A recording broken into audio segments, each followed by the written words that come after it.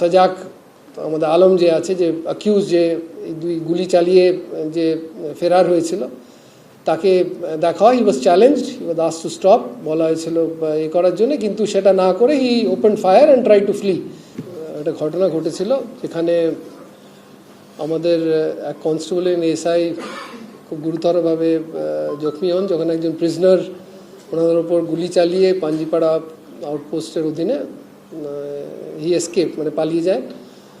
এবং তখন থেকেই পুলিশ, আমরা স্পেশাল অনেক সিনিয়র অফিসারসদের আন্ডারে lot of special teams were constructed. তাছাড়া এসটিএফ, আমাদের অন্য যে স্পেশালাইজড এজেন্সিজ আছে, সবাই মিলে সংগঠিতভাবে চেষ্টা করা হচ্ছিল যত শীঘ্রই হোক এই যে আসামি আছে বা একে যারা হেল্প করেছিল টু এসকেপ, সবাইকে যত শীঘ্র হোক যেন লয়ের আওতায় আনা যায়।